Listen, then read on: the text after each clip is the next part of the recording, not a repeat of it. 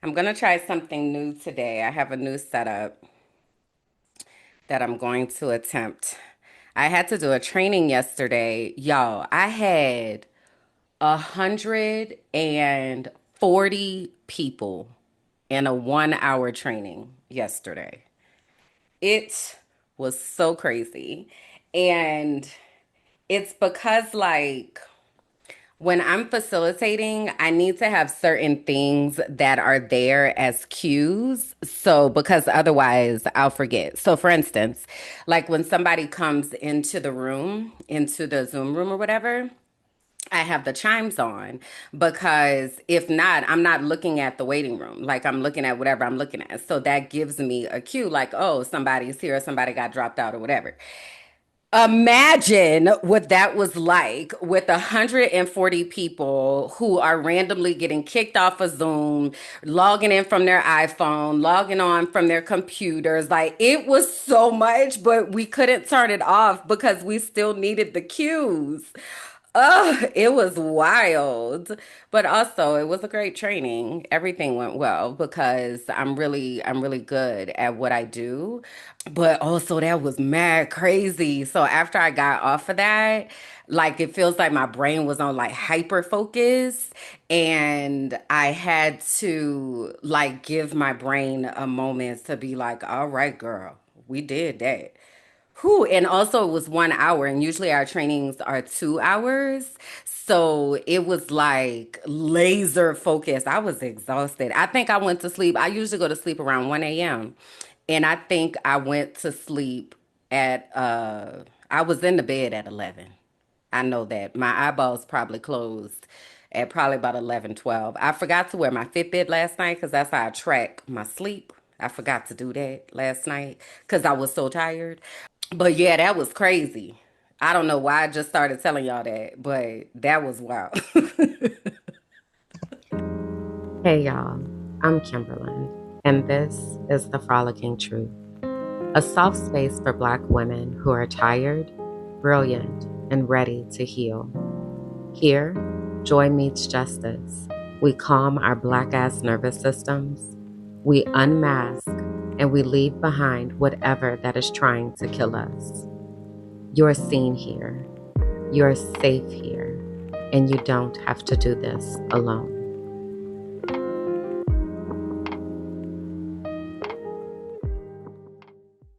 When y'all were kids, did you ever have to get the giggles out? Me and my cousins always had to get our giggles out. Like, it was like, okay, give me a second, let me get my giggles out. Because I was big giggle energy. Okay, take five. Hey y'all, come on in, find a comfortable spot, and take a seat. I'm grateful to have you here with me for episode 21 of the Frolicking Truth podcast for Black women who are tired, brilliant, and ready to heal, where joy meets justice and nervous systems get free. It's okay if you don't identify with any of those descriptors, it's totally fine. It just means that when you come ready to listen, ready to learn, and ready to support. Now, it's been a lot that's been going on before we got to this point. So you might want to stay to the end because I'm gonna put the bloopers at the end. Always stay to the end, actually, too, because I'm liable to do a type of in credit clip type of situation. I'm liable to do that kind of stuff. So whenever you are watching something that I'm doing, stay to the end. That's also where the most pertinent information be sometimes. And that's where the bonus questions are gonna live. And I know y'all don't know what that means yet, but you will one day. All right, so let me pull up my feelings wheel and let me figure out what I'm feeling inside of me, child, because I'm over here fighting giggle fits. I'm over here. My brain is moving faster than my mouth. It's a lot that's going on and I really need to get it together. So let me take a moment to try to figure out where my energy is today. Let's look at this hip feelings wheel. Let me see where I'm at today. And also, if y'all hang my inner circle is here hanging out with me, shout out to the inner circle. I have big Cardi B energy. That's one of the energies that I have today. That's not on this feelings wheel, but that is absolutely what I'm feeling in my spirit. If you want to look at the feelings wheel as well, you can also drop what you are feeling today. So I'm definitely, and I'm gonna compartmentalize this. So I'm gonna talk about like how me is right now in this moment in this space right now, and then I'm gonna talk about like the outside of me, if you will. Okay, so what I was gonna say was I'm definitely in the happy quadrant right now in my brain. Playful feels very accurate, just silly and just giggly and all of that. That definitely feels about right. I'm also gonna say content free and joyful, very curious, very confident. I think I would also say very creative, very thankful, very hopeful, very inspired. So, like the me of me right here in this space, the Frolicking Truth, our safe space here with me and my inner circle, and y'all later on when I release this publicly, that's how I feel in this corner of my life. Okay. But let's say outside of that, okay, so if that's the core of me, the inside. Wait, let me stop sharing for a second because I want y'all to get the fullness of this illustrative dance that I'm doing here. Okay, so the core, the inside of me, right up in here in the heart space, if you will, in the soul and the spirit space, if you will, inside. I'm feeling all of those things. I feel very just silly and bubbly, and that's the kind of energy that I'm bringing to the space. All right. Now, on the outside of me, let's just imagine there's a force field, if you will. Okay. So there's a force field that's on the outside, and right outside of that force field, ooh, child, where we at? Let's see. Oh, boy. I hate to even have to put words on this because this is big, like, don't give it energy type of thing. But I also think it's important to like acknowledge and recognize. Okay, so I was going back and forth between angry and fearful, is kind of where I was landing. In fearful, I said exposed and nervous. And then I also said worried and overwhelmed, I think would be fair. And angry, I feel infuriated for sure. Probably, I think there's a feeling of like violated, possibly. Appalled feels amazing. Not amazing in that way, but that feels like a great way to describe it. And then there's also, I don't see it here, but I'm gonna add to this cocktail concerned. I'm gonna say that concerned is a good word to put. But then even in that, there is still confidence, I guess knowledgeable, like knowledgeability, if you will. Okay. So I'm putting all that out there. All right. That's the energy that I kind of have sitting inside of me. So again, at the core of me, it's all like, yes, girl. Oh, grr. And then outside is a lot that's going on out there, but it also very much feels like I have the superpowers to be able to deal with that. Lord Jesus, why is these words so small on this screen, Father God? Y'all pray for Auntie's eyes, okay?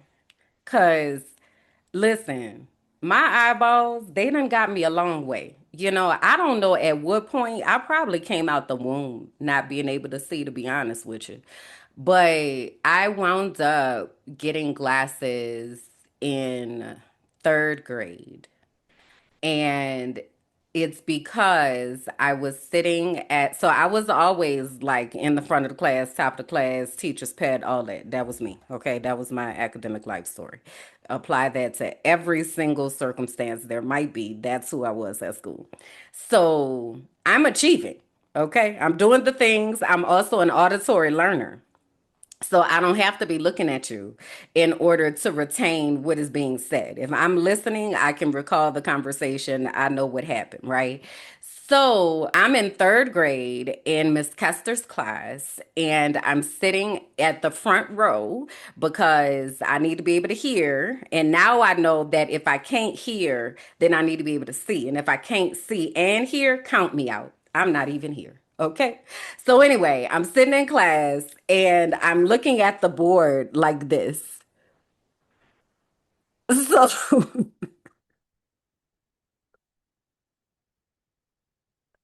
So she comes up to me and she's like, "What are you doing?" And I'm like, "Clearly, I'm trying to look at the board." Clearly. Excuse me, ma'am. I'm trying to learn. I was doing my own prescription by slanting my eyes in certain ways so my eyeballs would work because I could not see. And so they told my mama, like, that girl need glasses, right? So then I get the glasses, and the glasses are thick from jump. The glasses are thick from jump. How long was I not being able to see? Huh? How long was I not being able to see? How I get thick Coke bottle glasses coming out the gate. I ain't never had a pair of thin glasses in my life. That's why I was so glad when plastic frames came back in, because when I was growing up, there were the wire frames. I never could have wire frames because my glasses were too thick. So everybody else has wire frames, and here my ass is with these cheap plastic frames. And like I tried to make it cool because I had pink ones, and then I was like, I might as well make it a fashion statement, but I was nowhere as confident and not giving it F as I am now.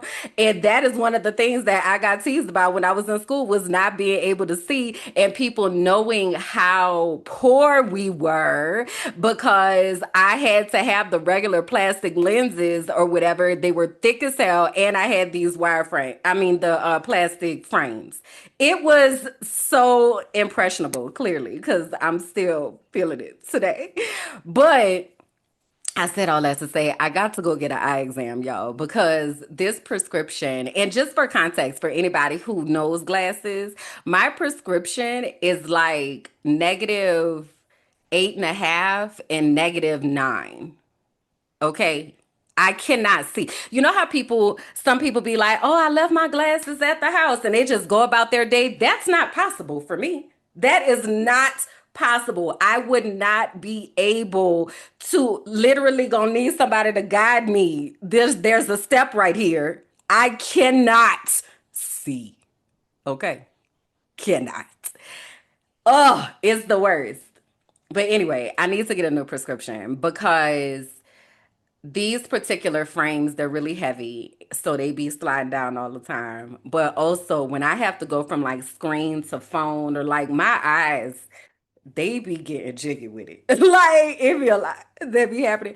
So anyway, that's one of the things on. See, I'm supposed to wear them when reading, but I don't. I don't live that life. I don't have an option not to have glasses on my face. That is not an option. If you see me without glasses, that means I have contacts in my eyeballs. Okay? I cannot see anything. Anything is probably drastic and dramatic. I can see that there are things, but what I will tell you, nothing is clear. Everything is fuzzy. I wish I could give you, let me show you with this computer actually. Okay. So this computer that I have over here, let me see what this screen is on right now. I'm about to quantify for y'all how much I can't see. Where my mouse at? Here it is. And I don't know why I'm on this today, but here we are. Okay, this screen is at 150% over here. I'm gonna take it back down to 100. Okay, this screen is at 100% over here. Let me tell you where I would have to hold this screen to be able to see clearly with my eyeballs. Right now, I see that there is black lines-ish on this thing. For me to see this clearly, I would have to be right here. I cannot see. Okay. So, priority number one is getting to the eye doctor. That is very important because it's also one of the reasons that I think I've told you I used to fall a lot. And a part of that is ADHD and not really having great like depth perception and all that kind of stuff. But also when you can't see out your eyeballs. Of course you're falling, girl. Of course. Of course. But anyways, so I gotta get to the eye doctor and give me an updated prescription and see what's going on. And one of the things that actually works in my detriment is that I told y'all my degree is in biology. I'm a scientist, right? I did my senior project on LASIK. And I recognize that this was 22 years ago, but also it put a fear inside of me where I was like, I'm gonna be the one where they mess up and something slip and now I can't see at all. So I would rather be able to see with assistance than not see at all. That's why I ain't got LASIK. It is one of the things that I battle with often, like because I value the ability to be able to see. It terrifies me to not be able to see, and it's one of the things that I do feel is very possible, that it is possible that I will lose my eyesight, and so I'd be like, I need to try to see as long as I can, even if this opportunity will give me a chance to see unassisted. But then what happens after that? And I haven't done enough research back. I really should do LASIK a favor and at least go back and do some additional research and see. But anyway, all right, enough of that. Okay, that is like the confession of the century. Also, I actually have a podcast episode called Sometimes I Pretend I'm Blind because I do. Because I feel like it is a very real possibility that I won't be able to see. Right. I see you. Yeah, it scares me too. Uh-huh. Yeah. So anyway, those of y'all that have the gift of sight, I want you to know that that is a privilege. And not having great eyesight for people who wear glasses is not often considered a disability per se. Like people don't really be trying to give you accommodations for real for your eyesight. Like it really is something like you go make your own accommodations and get out my face type of thing. But it is terrifying to be in a situation where you cannot see. In that podcast episode, I talk about how like people will play jokes on somebody and hide their glasses. That shit ain't funny. That is not funny. It's not funny at all. Not even a little bit. Not even a little bit. It's not funny. Not even a little bit. It is so like so insensitive. It makes me want to cry every time I think about it because that is like a lifeline. That's like telling somebody, I know you need oxygen to breathe, but I'm gonna disconnect you from this tank because I think it's funny. Like, don't do that. Okay. I don't know who needed that. Don't do that. All right. All right, moving on. So I told y'all last week I was gonna cut me some bangs. This is not cut. This is pinned. So I am trying to see if I really do want to live this bang life. So we'll see. I'll keep y'all posted on that. But I watched Raina. I don't remember what day, but it's been a couple days now, and I'm feeling pretty good about it. I'm feeling pretty good about this combo that I have going. It definitely has not taken me a long time to do my hair at all in any way, shape, or form. And that is wild to me. And even this time, I went a little bit longer in between washes. I might have did a full 2 weeks this time. So it did take me a little extra energy to detangle, but it was nowhere near what my hair used to be like. So I said all that to say to the people that be saying if you wash your hair more often, then maybe it won't be so difficult. And I kind of second that emotion. I've been conducting my experiment and it's feeling like there might be something to that, that there might be something to that. So that's what we've been doing. And literally, I do that and then I don't do anything else for a few days. When I get in the shower, I let it steam up. Some of the tips might get wet while I'm in there, and that's fine or whatever. And then every so often, I'll like spray underneath or maybe spray like in my crown because that gets kind of dry. And then I go about my life. Okay, because I'm not out here trying to be doing your hair all day girly. It's not my ministry. Okay, so whoever needed that, you're welcome. Next up, brand bestie updates. So let me tell y'all about what's been happening in my mind because it's more so about what's been happening in my mind that is like this holistic thing. Remember, I talked about the core of me and then the outside on the force field. Everything that is going on outside in the force field sometimes feels like it's pressing in to my brain. And what I realized is that I have been taking in a lot of energy and a lot of inputs, and I wasn't being intentional with my discharging of those energies and inputs. In a little while, I'm going to talk about this because what I'm talking about today is my journey into education and some of the things that I have been hearing from some of my teachers.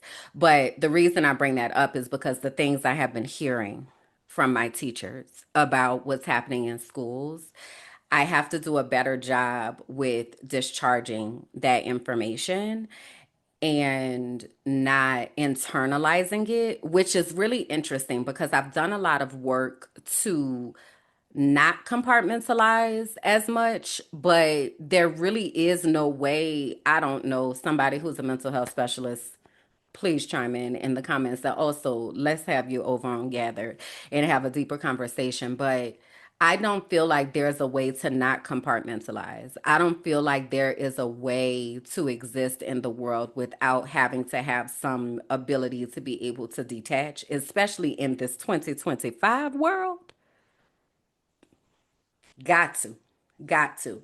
So I said all that to say I've been trying to figure out what that looks like for me. And in that process, I have not been intentional in discharging that energy. So me and my brand bestie were supposed to meet this week and we didn't because my brain was just like it's too much. I got too much. I cannot do anything else right now.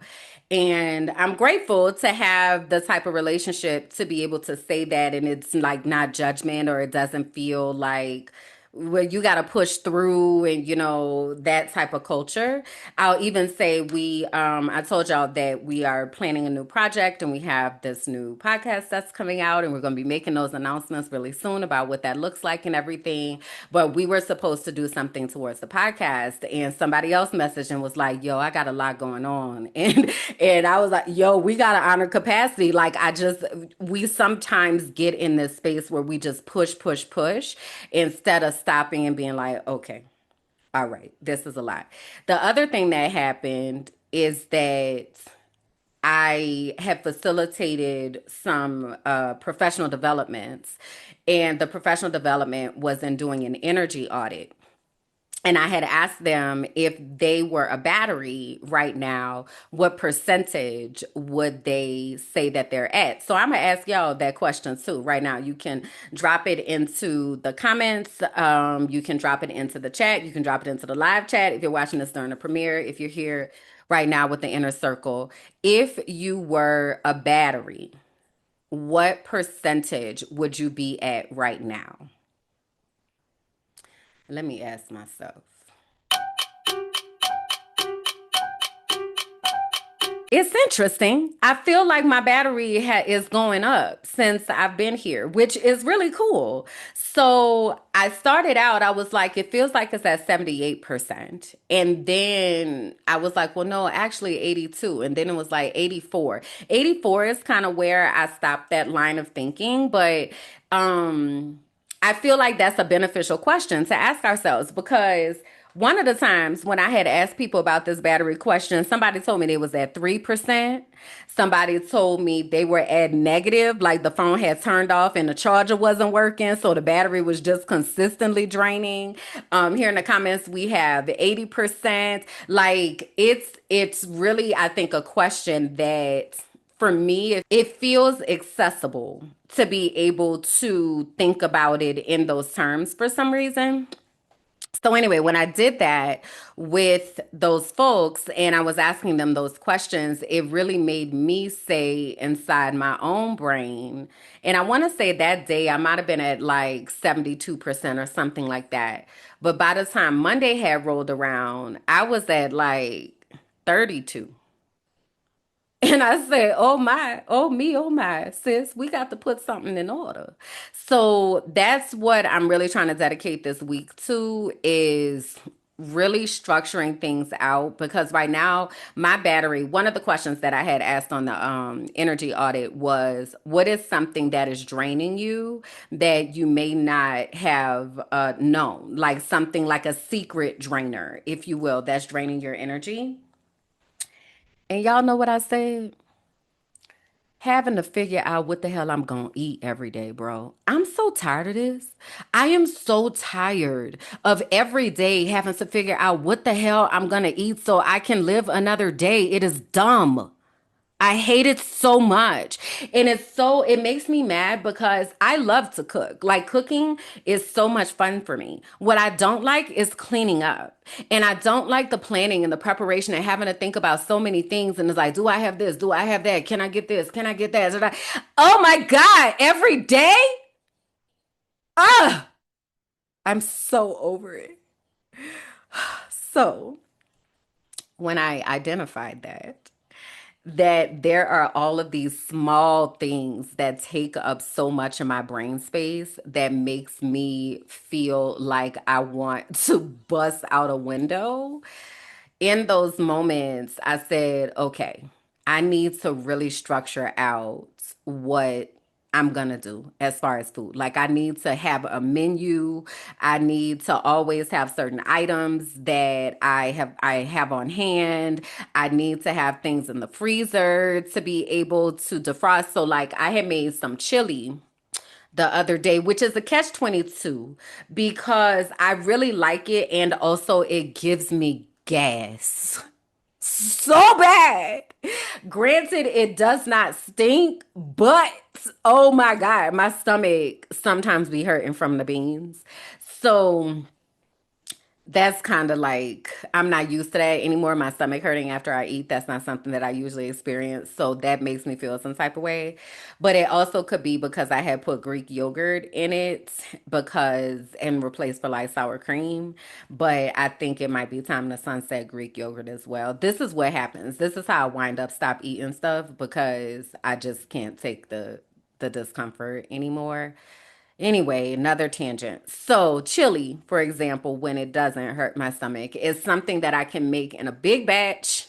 I can freeze it. I can have it, I don't have to think. And I get tired of eating things, but I will eat the same thing every day for at least a few days. Um, or I have like certain meals on rotation that are easy for me. So I got to structure that out. And that is something that has been draining my creative energy away and is something that I really have to like focus on. So that is another thing that is on my list. Okay. All right. Now, what else we have over here? Oh, we got to do our subscriber update. Subscriber update. I need somebody, man, I need to figure out how to make some songs. I got to get in that AI app because Bianca be over there. That girl putting the whole record out from AI music. I need to do that because I need to make me a subscriber update song, you know? So last week we had 1,433 subscribers. And this week we are at 1,443 subscribers. So we gained 10 new subscribers in just one short week. Ow, ow, ow. Ow, ow. Okay. Welcome to our new subscribers. Please do say, hey, y'all. I'm nice. I promise I am. Say hey in the comments, introduce yourself. Let me know where you are joining from. Learn the people in the community. Be up in here. We in here hanging out, learning and such. But so excited to have you. I'm very curious about what made you subscribe. So if that's the question that you're willing to answer, I would love for you to tell me that in the comments. Also, the healing circles. So the next healing circle that we have is on Saturday, October 11th.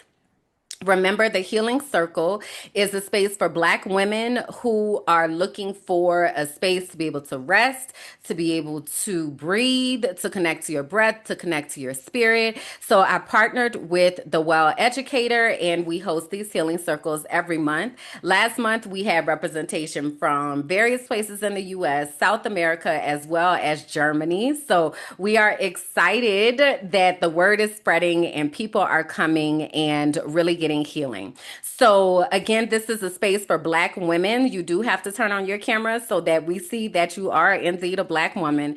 Other than that, it's a space for you to just kind of come and breathe. So we have a yoga flow. We also do some breath work, and then we do some reflections at the end of it in order to transition back into the world. So Saturday, October 11th, we're going to have the Healing Circle immediately after the Frolicking Truth. So the Frolicking Truth premieres at 11 a.m. Colombian Standard Time every Saturday.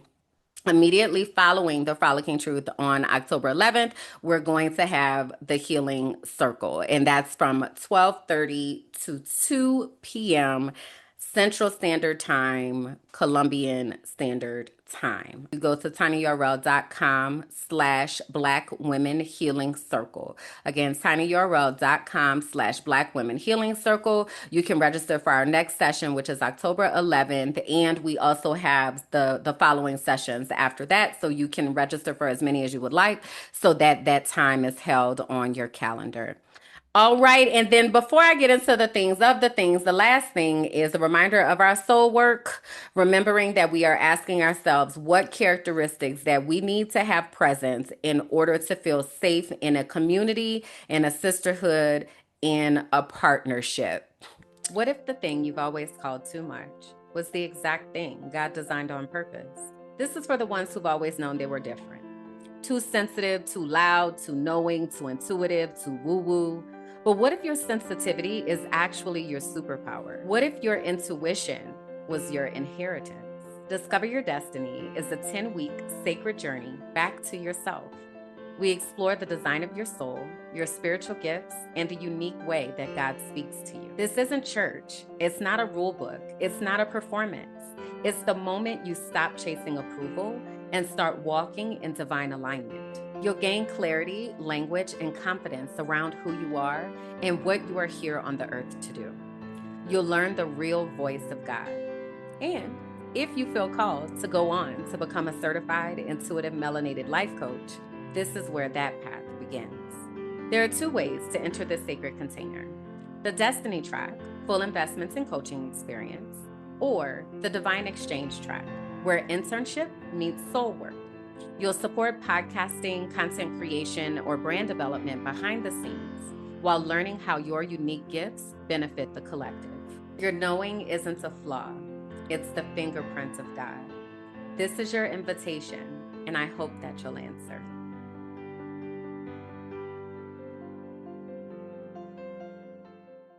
Yo, I want to do a story time today, and it's been so much that's been going on. So last week we talked about the craziness of what has been happening in the United States.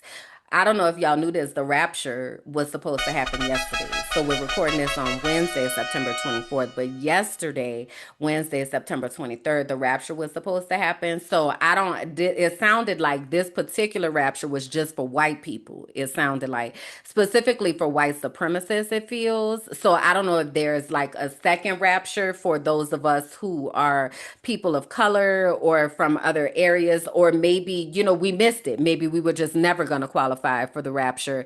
But I did hear that this particular rapture was very exclusive. Now, I haven't gone down to the TikTok to find out if the people did get caught up or not. But it's a lot of people here still, so not quite sure. But anyway, the rapture was supposed to happen yesterday.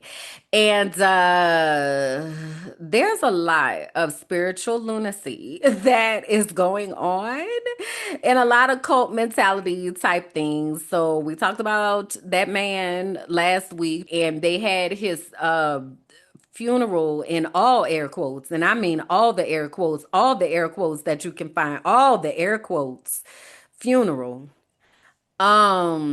they had pyrotechnics at the funeral, and the wife choreographed her crying scene to go with the music that was happening. Thousands of people in this stadium. uh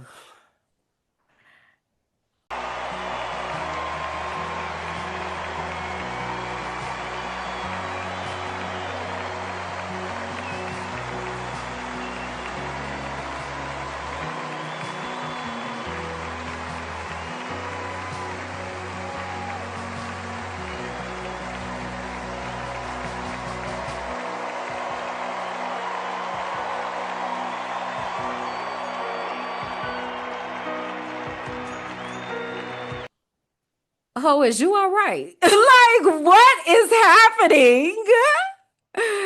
Somebody put on Facebook, one of our friends, and she was like, "This feels like the Twilight Zone." I'm like, "Girl, it's been the Twilight Zone for years now. This is just new levels." I don't know. We gotta go past Twilight Zone. What's the one past that? Because Handmaid's Tale definitely feels very, very, very, very, very accurate right now. Okay. So that's going on. Um, and the flags were lowered to half mast and all of that. And then the other thing is that they took Jimmy Kimmel off the air. Now Jimmy Kimmel is a late night talk show host, okay? Because I know for y'all in the future, by the time you see this, the late night talk show is not really going to be a thing. So I just want to cement this for future sake. So in 2025, we still have talk show hosts that come on at nighttime. They interview people and do monologues and all that kind of stuff. Well, Jimmy Kimmel is one of them. Okay. And Jimmy Kimmel talked about Charlie Kirk, who I talked about last week. But basically, the joke that he made was about Trump. Well, Trump did not like that. He has very soft feelings. He has very, very soft feelings. So he didn't like that. So he and some conservative groups. So within the way that network TV works, is that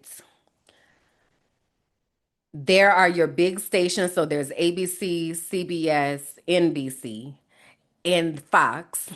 And then you have distributors in small areas that pick up those particular shows and distribute them to their areas. So there's an organization called the Sinclair Media Group or something like that, and they basically have a lot of markets in Middle America, which means white, in case you didn't know that that's what that meant.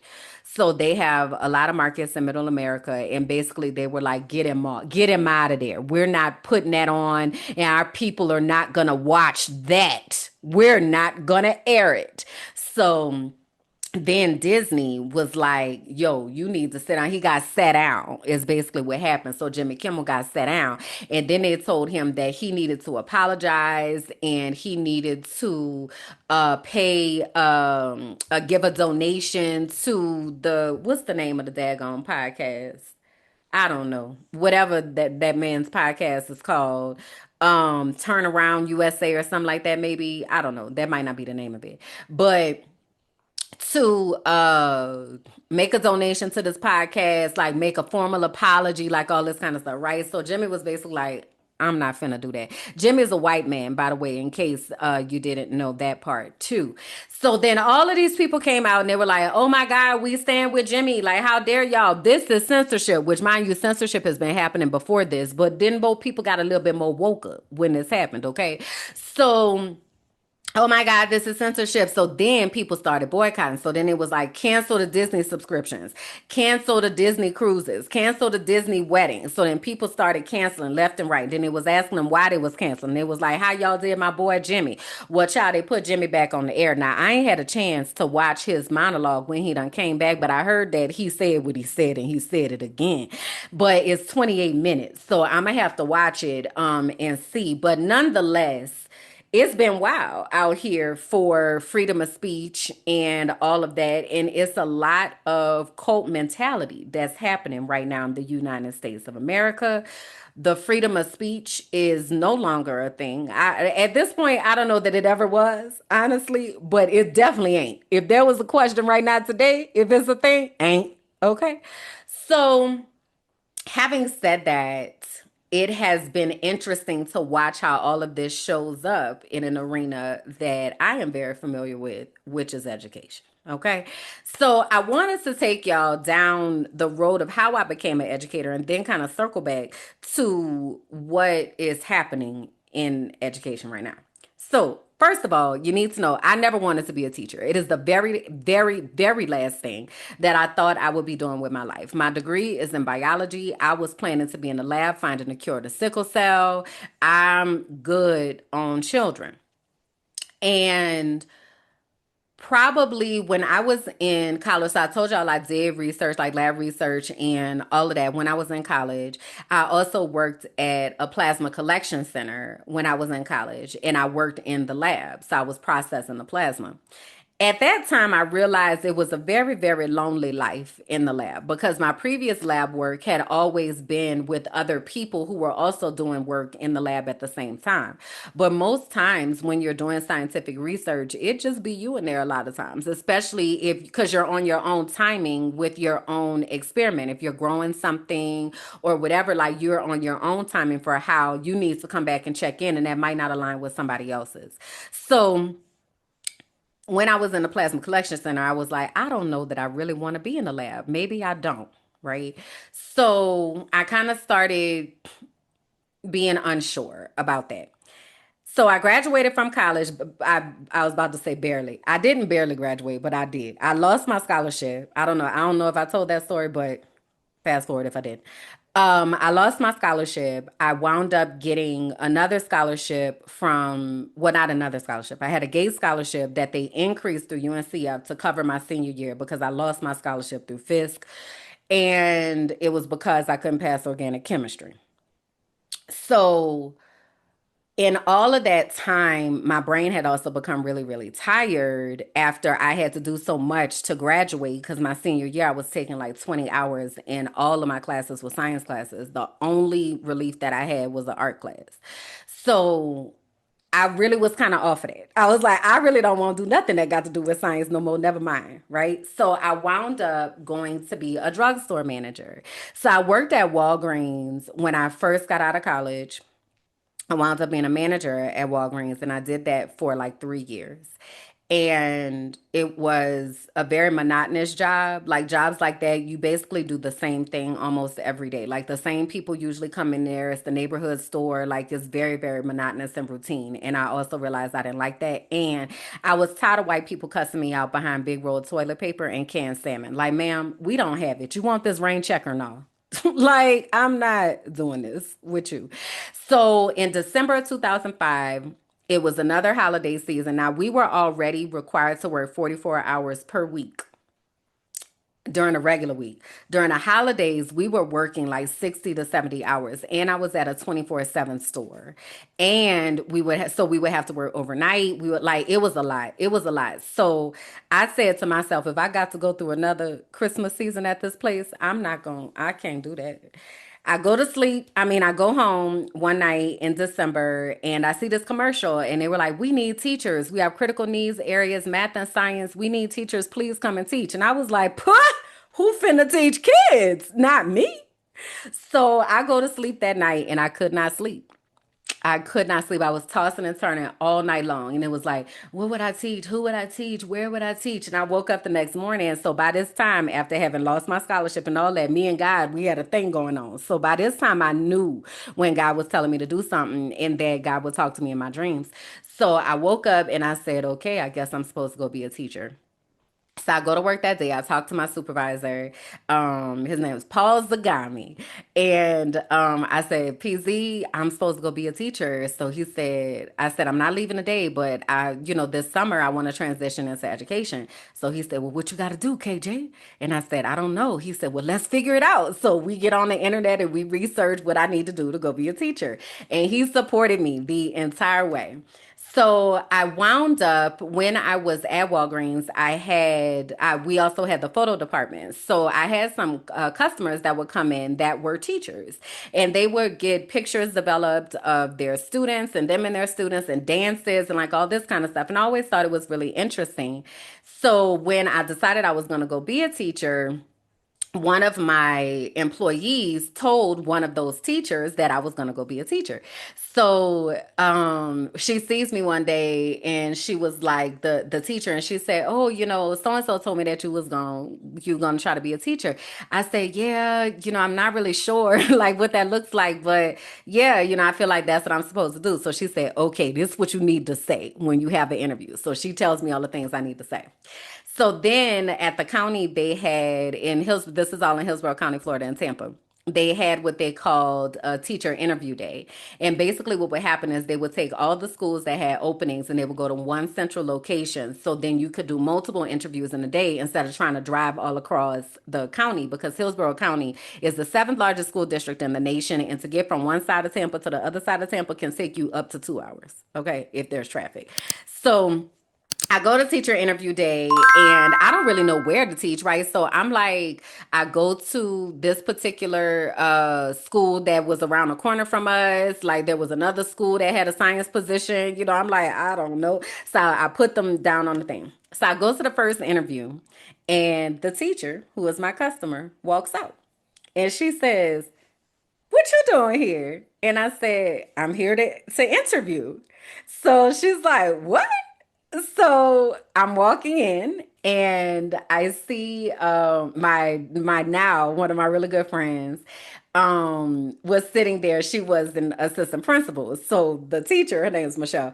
So Michelle is behind me and she looks at Candace and she like, "This the girl from Walgreens." So Candace is like, "What? You need to go to Walgreens?" So Michelle is like, "No, this the girl from Walgreens."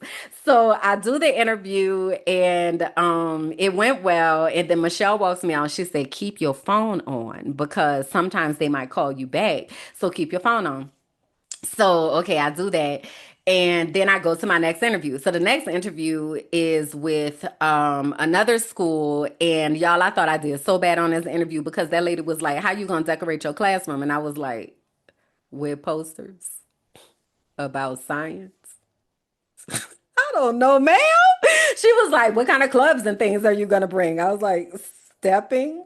I don't like, I felt so unsure at that interview. So I leave the second interview. I check my phone, my voicemail. So my voicemail is like, "We want you to come back for a second interview at the first school." So I go back for the second interview, and this time is with the principal and another assistant principal. They offer me the job, sixth grade science. So they're like, "Congratulations." So now I go to get processed. All of this was able to happen at one site, which is really cool. So I go to get processed, which means fill out my paperwork, all that kind of stuff. And the principal who just hired me comes back and he says, "I had to hurry up and grab you before my wife did." And I was like, "Your wife?" He said, "Yeah, the other interview you did. She was like, 'I'm gonna get Kimberland.'" And I was like, "Oh, we just talked to her." And so I hurried up and called you back so I could get you before she got you. So that's how I started teaching. So I started teaching sixth grade science, and I taught sixth grade science for 4 years.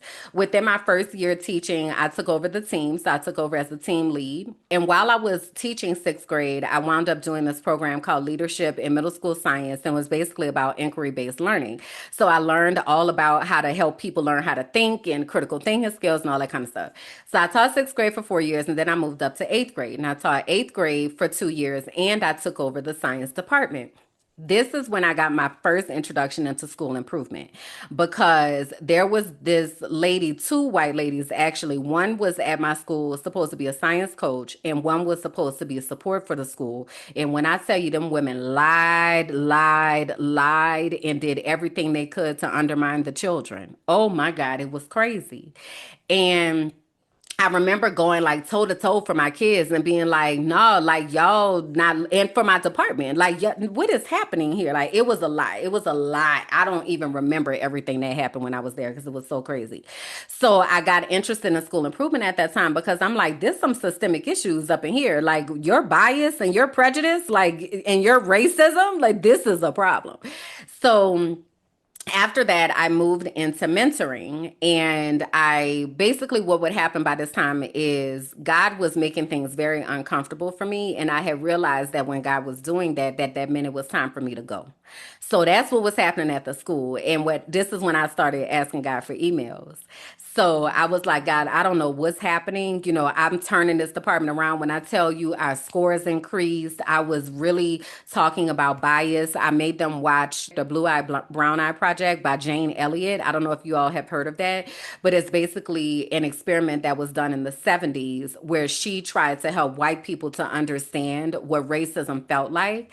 And she separated them into two groups, blue-eyed people and brown-eyed people. And these were kids at this time. This is a special week. Does anybody know what it is? National Brotherhood. National Brotherhood Week. What's brotherhood? Treat everyone as though he was your brother. And is there anyone in this United States that we do not treat as our brothers? Yes. Who? Yeah. The black people. Who else? Indians. Absolutely, the Indians. Many places in the United States. How are black people treated? How are Indians treated? How are people who are of a different color than we are treated? They don't get anything in this world. Why is that? Because they're different color. You think you know how that would feel to be judged by the color of your skin? I don't. Do you think you do? No, I don't think you'd know how that felt unless you had been through it, would you? It might be interesting to judge people today by the color of their eyes. Would you like to try this? Yeah! Sounds like fun, doesn't it? Since I'm the teacher and I have blue eyes, I think maybe the blue-eyed people should be on top the first day. I mean, the blue-eyed people are the better people in this room. Oh, yes, they are. Yeah. Blue-eyed people are smarter than brown-eyed people. This is a fact. The brown-eyed people do not get to use the drinking fountain. You'll have to use the paper cups.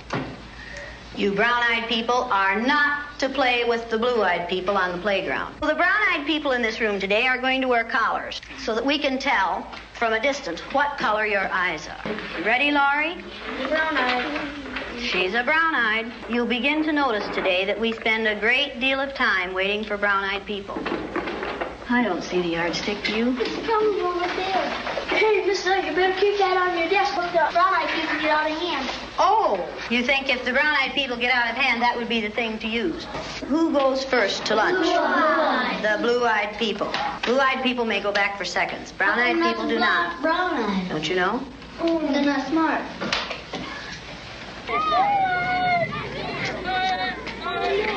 And it seemed like when we were down on the bottom, everything bad was happening to us. The way they treated you, you felt like you didn't even want to try to do anything. It seemed like Mrs. Elliott was taking our best friends away from us. What happened at recess? Were two of you boys fighting? Russell called me names and I hit him in the gut. What did he call you? Brown eyes.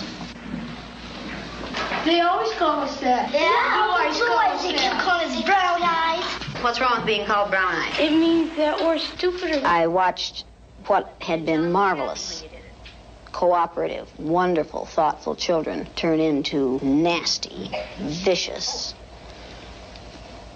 discriminating little third graders in a space of 15 minutes. Yesterday, I told you that brown-eyed people aren't as good as blue-eyed people. That wasn't true. I lied to you yesterday. The truth is that brown-eyed people are better than blue-eyed people. Russell, where are your glasses? I forgot them. You forgot them. And what color are your eyes? Boo. Susan Ginder has brown eyes. She didn't forget her glasses.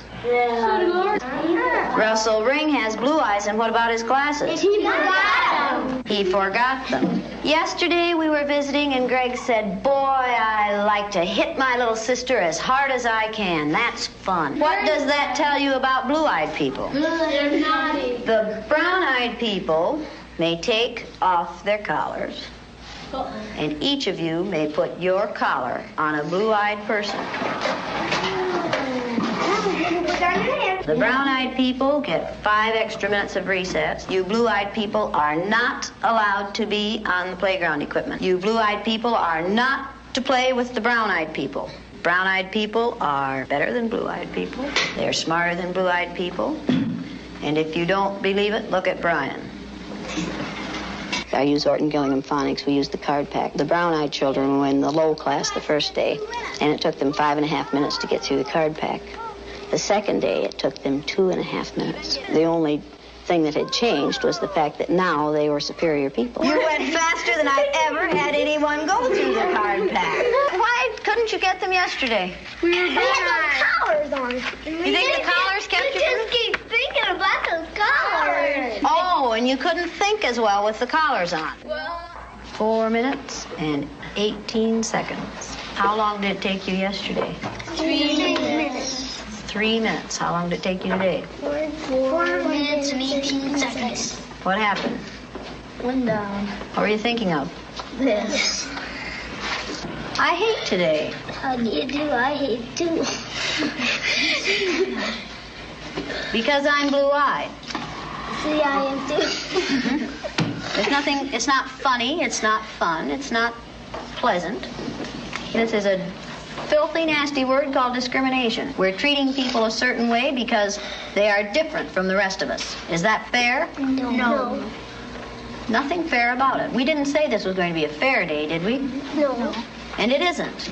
It's a horrid day. Okay, you ready? What did you people who are wearing blue collars now find out today? I know what they felt like yesterday. I did too. How did they feel yesterday? Down. Like a dog on a leash. Yeah. Like you're chaining them up into prison. And you're throwing the key away. Should the color of some other person's eyes have anything to do with how you treat them? No. All right, then should the color of their skin? No.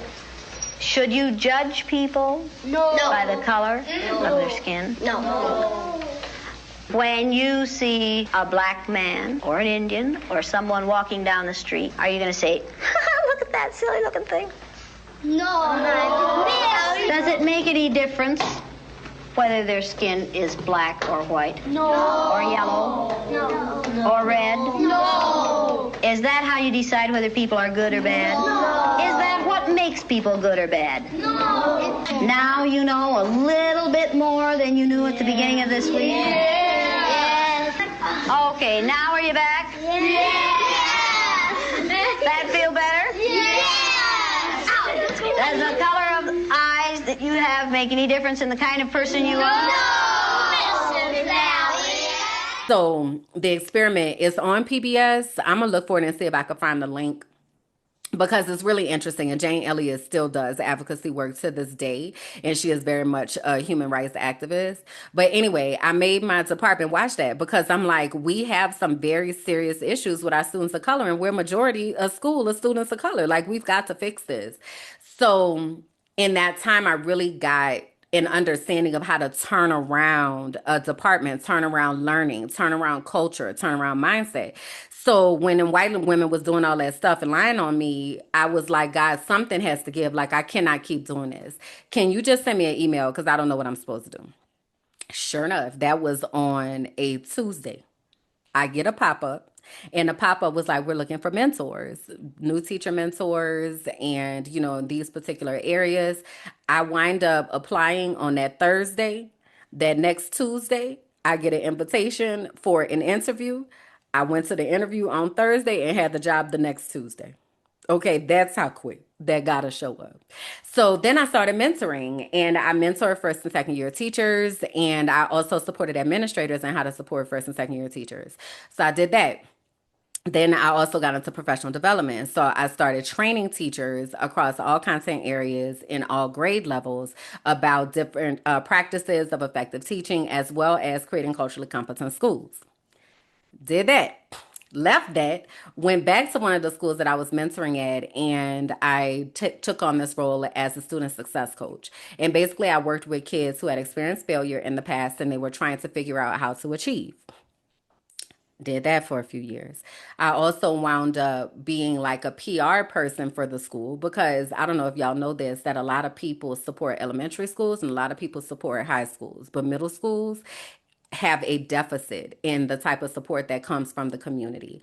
I don't know where y'all think kids go in between elementary and high school. But middle school are the pivotal years of when students are figuring out if they're going to continue on with school. It's the years where if they are kept behind, they it can lead to them choosing to drop out. Like it really is very pivotal. They're figuring out their identity during that time. It's a lot, and they really do need the most support, but that don't be happening. So I wound up becoming the PR person to be able to create avenues of support for our school, and I turned around that school as well. So after that, I left and I went into school improvement, and that is when I got fired in Tampa. And then that was a wild story, school politics, let's just say that. Then after that, I wound up moving to Pennsylvania, and that's when I worked with the Pennsylvania Department of Education on school improvement statewide in Pennsylvania. Why did I just run down my resume to y'all? Because for a few reasons. One, I need y'all to know who you're talking to and that I know what I'm talking about. Okay. That's the first thing. I need you to know who you're talking to and that I know what I'm talking about. But the other thing is that we talked about how Jesus had gotten hijacked, right, last week.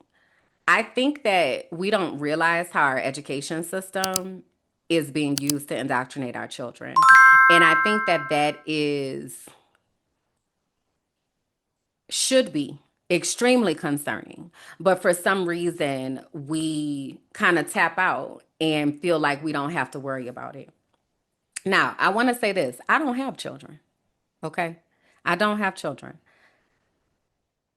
That does not absolve me from responsibility, though, of doing the right thing by children and for children. And I also want to submit to you that if you are someone who does not have children, I'm still talking to you because children should be protected. Should be. Should. And these children are going to grow up to be our coworkers, to be our caretakers, to be the people who are living in the world next to us. So we do have some sense of responsibility in supporting our children.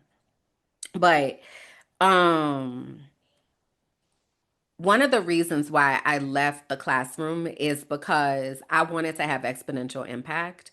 And I realized that only being in my classroom, in my four walls with my 120 kids, I could be helping the teachers. I could be helping 120 teachers. And then those 120 teachers each have 100 students. That's what I need to be doing. Or I need to be helping administrators because that administrator is responsible for 100 teachers. And each of those 100 teachers has 100 students, right? So if I got 100 administrators who each have 100 teachers, that's why I left the classroom because I realized that what I was doing and the way that I was supporting my students was producing, but also creating responsible citizens and creating people who knew how to think and use their critical thinking skills, and that was not common.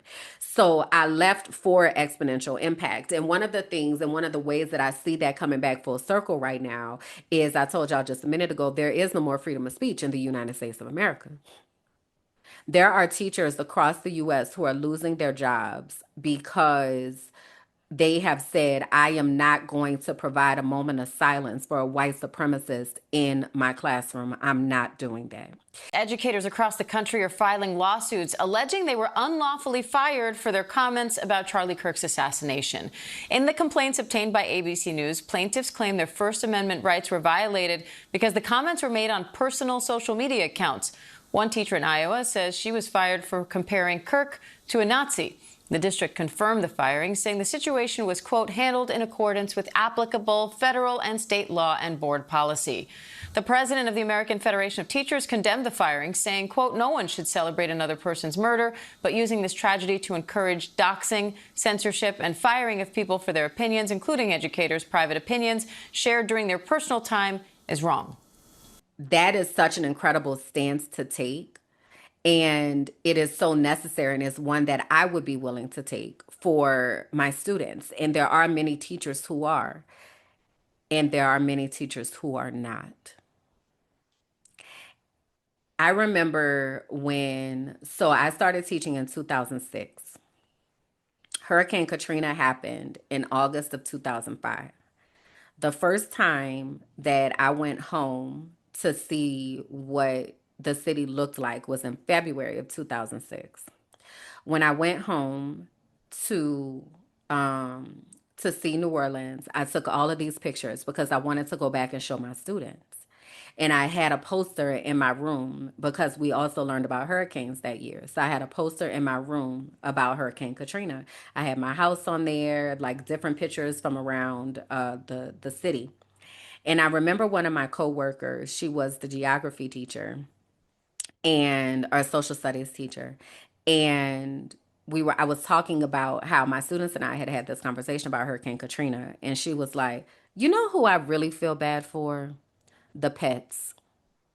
They didn't sign up for this. Those poor pets that were just left abandoned.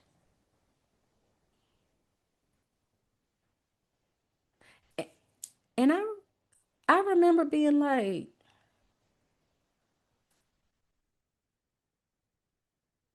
what? Like I'm literally sitting here talking about the impact of people losing their homes, of me being from there, and you feel bad for the pets? Just skip the human beings.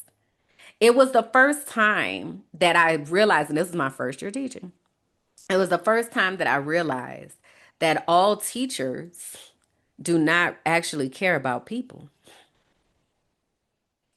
And I need us to understand that those types of teachers are still present in the education system.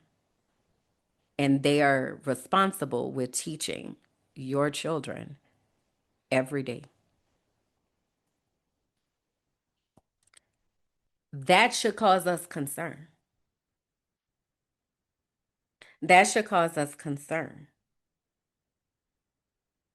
So, the work that I do today in supporting teachers is because I am charged with carrying those lived experiences and putting voice to those lived experiences because they cannot.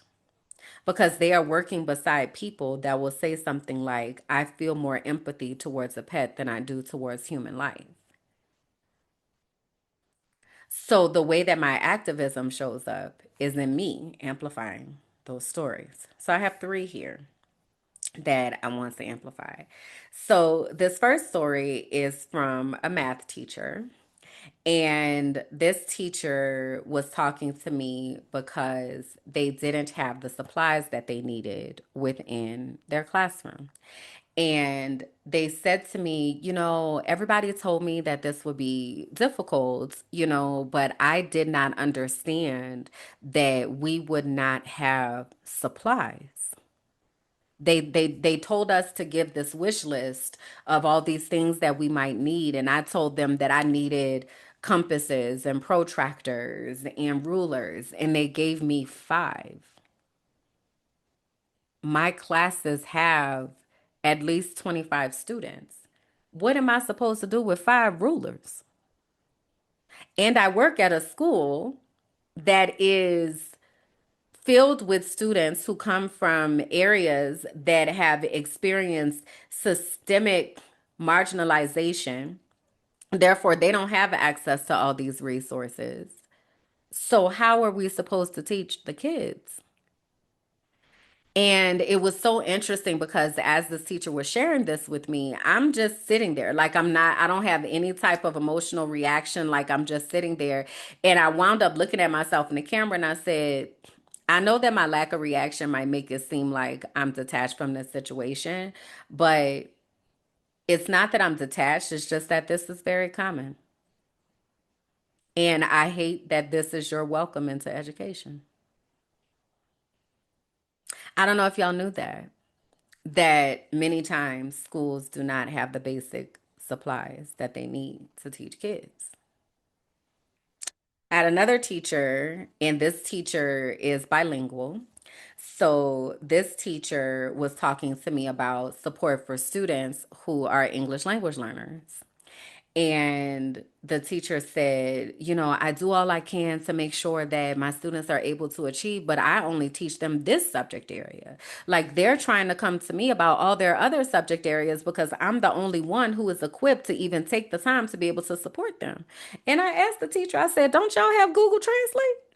Like what, why are we having difficulty communicating with people when we have technology to be able to support us? And you know why the teacher told me they wouldn't use Google Translate? Because these kids need to learn how to use a dictionary.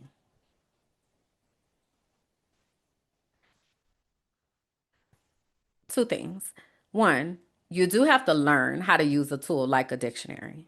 That's one. But two, who is walking around with a Spanish English, French English dictionary in their pocket in real life in 2025? Who's doing that? No one. So now you're making a decision to not educate children because you have this irrational stand for wanting them to use an outdated tool this would be akin to, I don't know if y'all remember the Dewey Decimal System. I know a lot of y'all that watch a little younger than me. But the Dewey Decimal System is the way that we used to look up books in the library. Like they would be in numbers. So you would have to like go to a drawer that had cards and look for a title and find the card that had the numbers for the book and then go down the stacks of the books and find the book. This is what Dewey Decimal System looked like in card catalog. Imagine having to do that today as opposed to just looking for it on the internet. So these types of things though are happening within schools where kids are being hurt and harmed and handicapped because somebody else decided they wanted to take the supposed moral stand, and in the end it's hurting the children. The other teacher that I had works at a school where there is no structure. The administration is new. So, but not just new, they transferred in during the school year. So like just when the school year was getting started, they get a whole new administrative team. So the administrative team is trying to figure out what their routines and procedures are. This is a high need school. So that comes with a lot of challenging behaviors, but there's no structure. So now you have a brand new teacher who's trying to teach while kids are throwing chairs in the classroom. And then the teacher tries to go to administration to ask for support, and administration says, that's your classroom. But also, there's no structure. There's no structure in place. So what is this teacher? They knew. They don't know. They're new and they didn't go to school to be a teacher. But they're here to serve your school. But you don't have structures in place? So these are just a few examples of the kinds of stories that I get about what's happening within our schools. And so when I was naming all of those feelings earlier of like disgusted and frustrated and those angry feelings, it really comes from this space because so many of us are detached from what's actually happening in the first place that we send our kids to start to learn how to interact as people. And as parents and caregivers and aunties and uncles and grandmas and grandpas and papas and mamas and mimis and gigis, and we cannot just not care. We've got to ask our kids what's happening in schools. We've got to ask them the types of things that are being said to them. Some of your kids, you may find, had a moment of silence for Charlie Kirk. Now, they might not necessarily know what's going on per se if they're younger, but I do want you to know that kids are extremely perceptive, extremely perceptive. So, though they may not have the words to say, this feels weird, but they are experiencing that. And they are experiencing treatment that mirrors the way that this person that is being upheld within the school system Because, that was his thing. Is he would go to colleges and talk to young people. That's what they do, y'all, is they target the young people that's coming up behind us. They programming them now so that they can continue this type of behavior. So it's not even just the teachers, it's also your kids' classmates. What conversations or what things are being said within these schools? And what are your children having to deal with? What kind of conversations are you having with your children about what's happening in their schools? What kind of conversations are you having with your nieces and your nephews and your godkids? They're experiencing the world every day. So we as the adults have to really think and accept. I keep talking all about radical acceptance. Like we have to accept what is happening so that we can prepare our children for the world that they're walking into. And when I say our children, keep in mind, I don't have kids. I never birthed kids. I ain't got no kids. But also, these are our children. It does take a village, and we are all a part of that village. So, what are we doing to protect our children?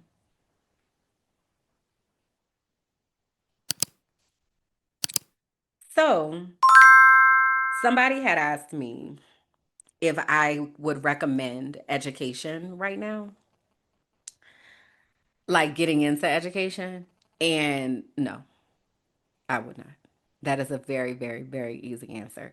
If any of my teachers that I currently support had asked me if they should get into education, I very much would have said no.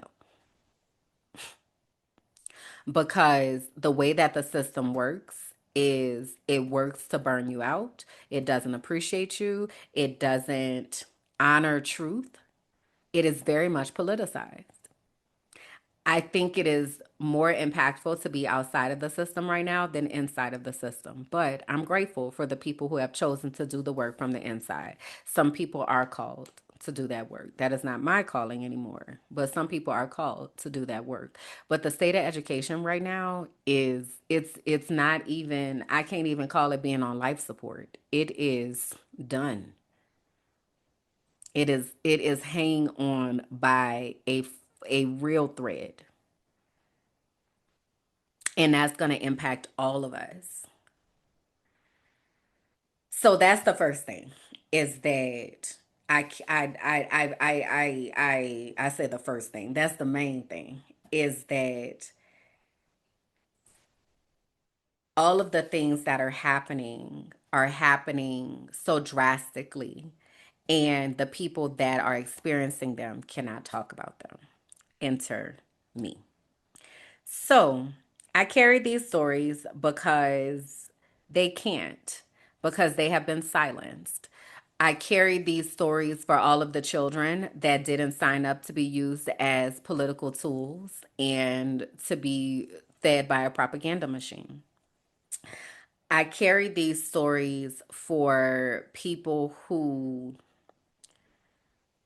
prioritize impact and really want to understand how they can be more impactful. One of the realizations that I had to have in all of this is what my role is, because I want to, like, if I could go start a school and just have a school and be safe for this collection of children, I would totally do that. But that's not my role. And it's been really tough for me to process, because I want to be able to make so much difference, but I'm only one person. So I have to make difference at the level that's going to make the most amount of difference, which is at a level where I'm able to talk to those who are in schools, as well as those of you who have children that are going to schools, as well as those of us who have the responsibilities to supporting the children in the schools. That is the most impactful place that I can be. And it really is how I have understood my gifting to be.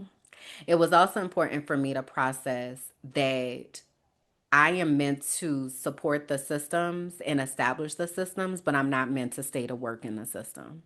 Because being an apostle who is a dream awakener, In biblical days, apostles were charged with setting up new churches. So they go into a place, they establish, they get it up and running, then they move to the next place. They get the church established, they get it running, they move to the next place. Knowing that about myself allows me to be able to give myself grace when I realize I'm not supposed to stay to do the work. I'm supposed to equip and empower the people, get them ready to do the work, release them to do the work, get them up and running, and then I move to the next place. And I remember asking myself, like, what is wrong with me? Like, why I can't stay in a place for a while or in a role for a while? And it's because that's not my role. When I talked about being a team leader, my role was to get the team up and going, got some SOPs, cool. Now go take over this department. Took over the department, got the department up and going, got the scores up. Okay, now go and support these new teachers, got them up and going. Okay, now go into professional development, got that up and going. Okay, now go back into that school, get them together, get them turned around, got that up. Like, that is my role. And I have to know that, and we have to know that, so that we don't wind up beating ourselves up because we think we're supposed to be staying and doing the work. That just might not be your role. Okay? We got a lot of work to do. We have a lot of work to do to be able to protect our children. I do not think that traditional school right now is the way to go as far as educating your children. If you choose to put your children into the schools, you have to be intentional about pushing in to that school and knowing what is happening in the schools. You cannot just send your kid into the school and think that the school is going to do right. That's not what's going to happen. Okay. So we really have to be intentional with doing everything we can to support our kids. All right. So I thank y'all for hanging out with me. I want to uplift the inner circle and a place to be able to connect more deeply and also to be able to co-create the episodes with me. If you are looking for a community, looking for deeper connection, looking to be the first one to know about the things, there's a lot of information that's about to have to be coming out in short amount of time, and that's where it's going to be at, is in the Patreon. So if that is something that you're like, yes, I need to know that, it is $5 a month for you to be a part of the inner circle. If you go to patreon.com/minding my black ass business, you will be able to join. There's a 7-day free trial so that you can come in and look at the different things that are already there, the resources that are already there, the videos that have already been created for you to be able to ensure that you know what to do as things continue to hit the fan. All right. So patreon.com/minding my black ass business. I did not say this at the beginning of the video, but let me say it now. Like the video, please. Like the video. Please go ahead and share this with someone that you think could benefit, and that will be anybody who has any type of responsibility or connection to the United States. Please go ahead and share this video. Please leave a comment. That comment can simply be sunflowers. If you would like today, y'all might want to leave some crayons, baby, because I'm coloring in these lines. Okay. But please do leave some comments, share, and like the video, subscribe to the page. That is how I am able to continue doing this. So thank you for doing that part to support. Oh, I think I'm gonna do some batch videos, y'all, because you know how I was talking about my brain is tired. I think I'm gonna do some batch videos so that I can give myself some time to catch up and take care of some of these logistics. But nonetheless, when I record those, the inner circle will be a part of that, and then you all will continue to get your weekly episode. I thank you all again for making space for my voice, for my thoughts. It really does mean a lot. I see the views going up. I see the shares going up. So I really do appreciate that. I also realize that sometimes you're not able to freely make a comment, and that is also okay. But I see that you are watching. So I greatly appreciate that. So today's quote from Angela Davis. I am no longer accepting the things I cannot change. I am changing the things I cannot accept. There's a lot that's going on right now.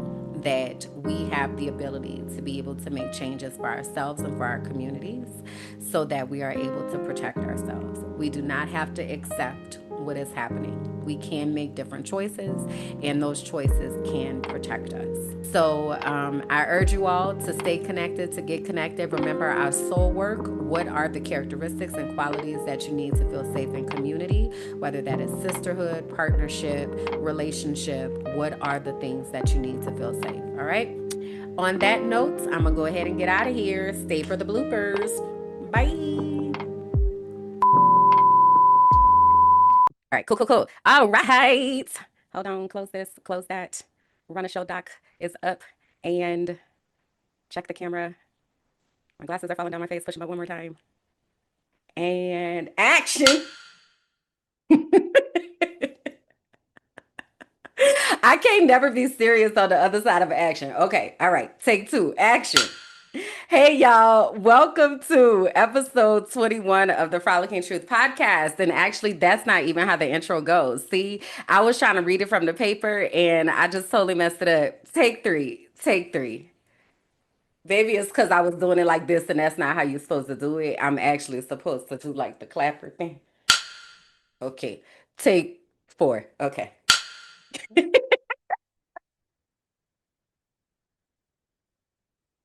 Why am I like this? Hey y'all, come on in, find a comfortable spot and take a seat. I'm grateful to have you here with me for episode 21 of the Frolicking Truth podcast for Black women who are tired, brilliant, and ready to heal, where joy meets justice and nervous systems get free. It's okay if you don't identify. This the day. This is the type of day that today finna be. This is the type of day. I already see. My gosh. Blooper reel loading. It's okay if you don't identify with any of those descriptors. It just means that when you come ready to listen, ready to learn, and ready to support. And I feel like I need to do that once again. So the comments said, and action. Thank you for listening to The Frolicking Truth, where joy meets justice and our nervous systems get free. Please be sure to like, rate, and comment. Subscribe to the YouTube page, Minding My Black Ass Business, and follow me on all social platforms. Until next time.